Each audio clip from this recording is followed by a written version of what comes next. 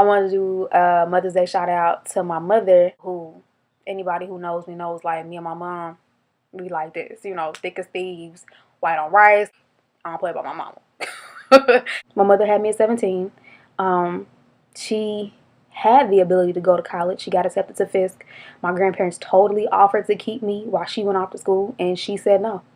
And she chose to struggle and raise me the best way she knew how. And considering that she was only, you know, as you say, a stupid teenager, she has done an amazing job. And when I think about it, it's like, I've been through some rough stuff, but I don't know how in the world, she got through it. Like, I was ready to give up, but she's been through way worse than I have. Like, I remember, the day we lost all our furniture, she was late on bills, which, of course, being a teenage mother, is hard to provide. She was late paying our storage in one of those moments where we had to move back in with my grandparents because we didn't have enough money to live on our own. And I remember watching her cry before I went to school that day because we lost all of her furniture. She didn't pay it enough time, and they got rid of it. I remember she busted her butt to finally get our finances together. We went from being almost out on the street and having to move back in with my grandparents again to her buying a brand new house.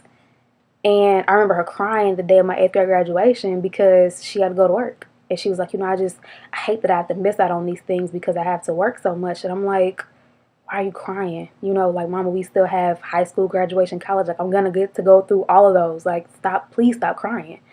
But I think the one thing that really always just amazes me is how she never made me feel like she resented having me.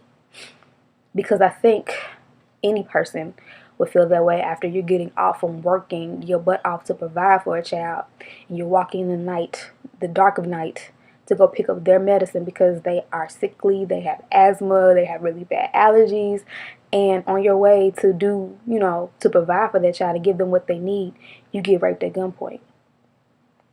And I know people who treat their kids like they resent them for having them and they've done nothing, or nothing like that has, severely happened in them trying to take care of their children. And my mother never, ever made me feel like she resented having me.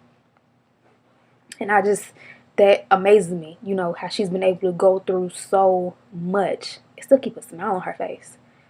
And she's not perfect by any means. My mother hates to be put on a pedestal. She doesn't, she shies away from that. And, but as much as she doesn't think she deserves it, I think she does. And I would have loved to buy her something this year for Mother's Day.